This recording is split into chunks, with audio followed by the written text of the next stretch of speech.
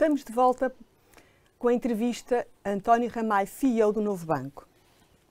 António, a macroeconomia está a condicionar a evolução de 2022. Desde logo há um cenário de inflação que há alguns analistas estimam que seja temporário, outros que seja permanente.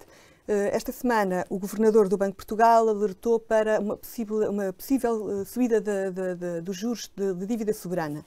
E os bancos portugueses estão relativamente expostos à dívida soberana. De que impacto é que a subida dos juros pode ter na banca? Penso que haverá um lado positivo, que é no lado da margem financeira, e poderá ter também, pelo que eu percebi, um lado negativo ao nível da dívida pública e também ao nível dos juros, do custo de financiamento para as empresas, que pode criar alguns problemas de cumprimento de crédito. Maria, são 3 perguntas numa só. E 3 perguntas que eu vou tentar responder de uma forma sucinta. Primeiro, a inflação. De facto, o pós-pandemia, quer pela procura de consumo, quer pela desagregação do modelo tradicional das redes de fornecimento, quer para alterações regionais do ponto de vista dos fornecimentos, quer por descontinuidades que tipicamente acontecem nesta altura, aconteceu que houve uma alteração significativa destes preços. Os exemplos concretos são as matérias-primas, mas nós temos subidas totalmente imprevisíveis, ou que há um ano atrás ou 2 anos atrás eram totalmente imprevisíveis. Dir-me-ão, bom, como estes fatores aparentemente são todos conjunturais e não estruturais, nós temos uma subida de inflação tipicamente conjuntural ou tipicamente transitória, como tem sido, digamos assim, a expressão do BCE. Eu diria que sim, mas com alguns riscos. Primeiro, porque o transitório está a durar algum tempo. Segundo, porque vamos entrar num processo simultâneo de negociação salarial inevitável.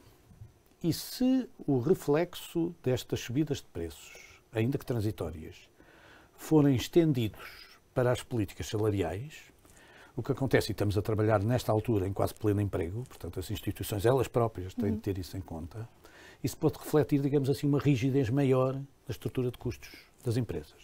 Antes mais das empresas de serviços e depois também nas empresas industriais. Portanto, eu diria que é um desafio que temos pela frente, da ponderação, da reflexão, da análise, que precisa de cautelas adicionais.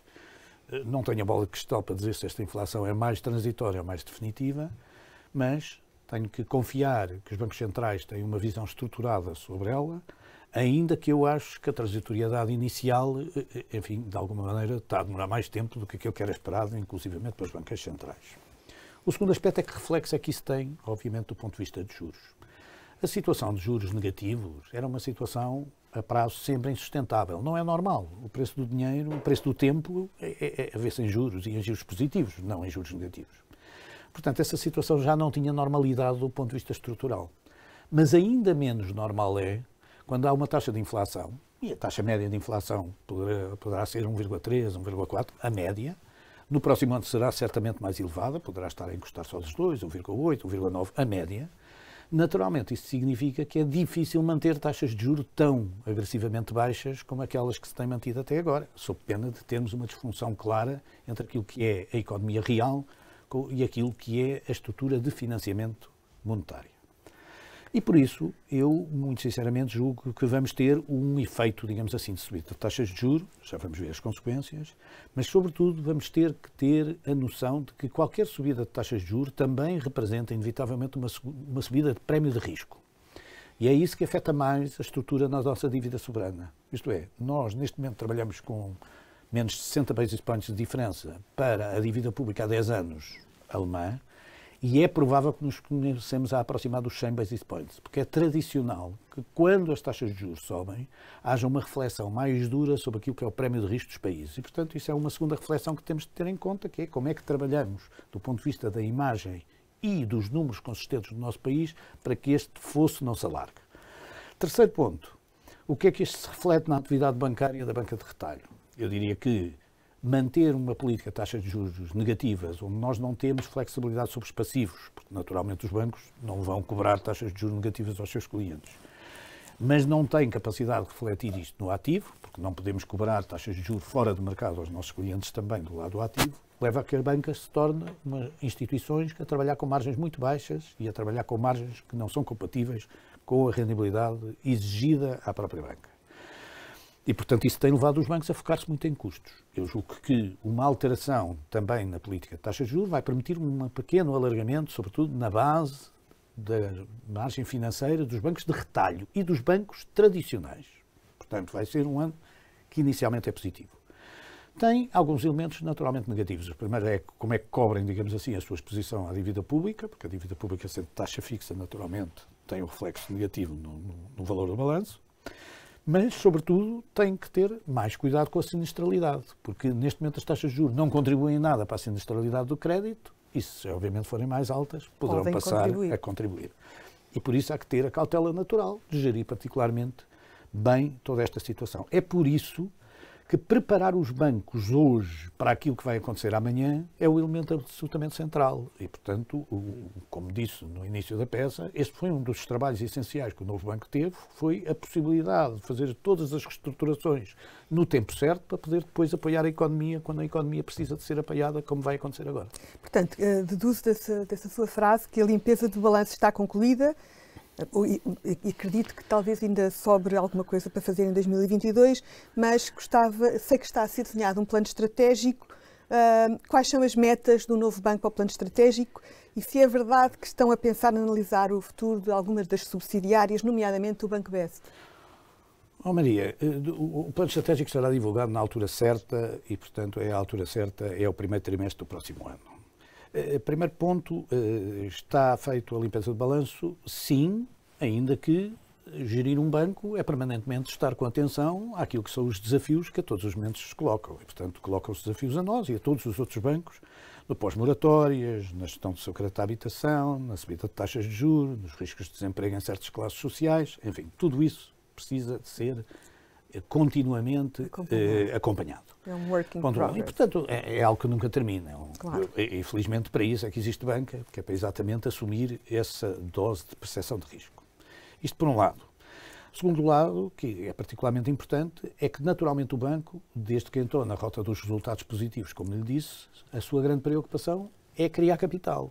A sua grande preocupação é pela primeira vez trabalhar para os seus acionistas, que eu recordo que agora são 3, portanto é o Estado com uma pequena participação, é o Fundo de Resolução com uma participação significativa e é a Lone Star com uma participação ainda mais significativa, no sentido da valorização das suas participações, porque é isso que os acionistas esperam que nós possamos fazer enquanto gestores, é criar valor para as suas participações. E criar valor é, neste caso, um benefício para todos os acionistas. Portanto, todos os acionistas vivem neste momento exigindo da administração que crie valor. Naturalmente, é para isso que nós estamos cá e estamos satisfeitos com esse objetivo.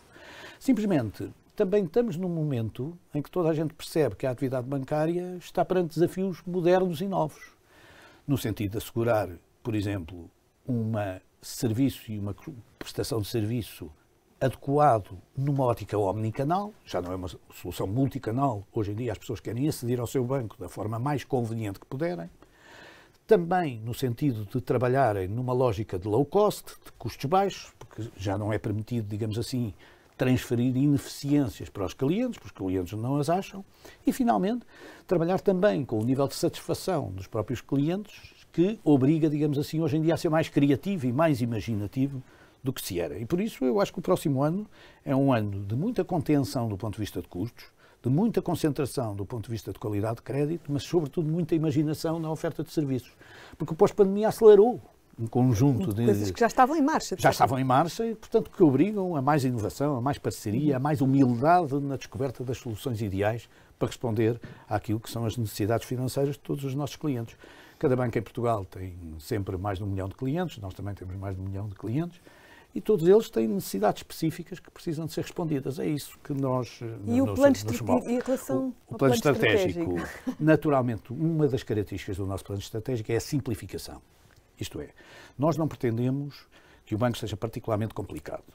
Nós concentramos o banco todo em Portugal, portanto temos toda, como sabe, vendemos já há pouco mais de um mês a nossa última operação internacional, que era a operação espanhola. Concluímos a venda, porque a venda já estava decidida há mais de um ano, mas concluímos essa venda e, portanto, estamos 100% concentrados em Portugal. E achamos que 100% concentrados em Portugal é aquilo que é o nosso compromisso, digamos assim, com a economia portuguesa. Mas, simultaneamente, esse compromisso com a economia portuguesa obriga a que simplifiquemos ao máximo toda a estrutura. E, portanto, a nossa visão de simplificação leva-nos a estudar todas as soluções que simplificam. Portanto, quando nós olhamos para todos os outros grupos bancários, vemos os outros grupos bancários normalmente com muitas sociedades e muitas participações, etc., nós procuramos ter o mínimo de participações possíveis, o mínimo de sociedades possíveis, no sentido de oferecermos o melhor conjunto de serviços e de conveniência. Isto passa por analisar, obviamente, todas as operações que temos. Falou-me do BEST, mas eu falava da gestão de ativos, na gestão de real estate. Todas essas áreas estão em permanente análise para nós sabermos qual é e quais são as melhores soluções para dar resposta aos clientes da forma mais simplificada que podemos. Simplificar, neste momento, é sinónimo de eficiência. E simplificar significa integrá-las? Não, pode significar muitas coisas. Isto não significa nunca dar resposta. Significa muitas coisas que podem ser essa, ou pode ser, por exemplo, encontrar parceiros adequados. Porque, por exemplo, a parceria é uma das áreas estratégicas. Nós temos 4 P's e um deles é a parceria. Isto é, nós acreditamos que há uma boa parte da nossa atividade que tem que ser feita em parcerias, não deve ser feita de forma isolada, nem nós devemos procurar ter as competências todas. Devemos utilizar as competências de parceiros para desenvolver atividades. Fazemos-lo, por exemplo, na atividade de seguros. Nós não temos seguradoras nossas. Temos as nossas seguradoras com parceiros. Estamos a fazê-la na atividade do crédito ao consumo. Encontramos um parceiro para o fazer. Isto é, há áreas específicas onde achamos que a expertise de alguns facilita melhor o nosso serviço. Por outras palavras, enfim, somos um supermercado de respostas, mas temos, digamos assim, na procura, na maneira de encontrar as soluções, muitos parceiros que connosco trabalham. Vamos agora fazer um breve intervalo e regressaremos de seguida.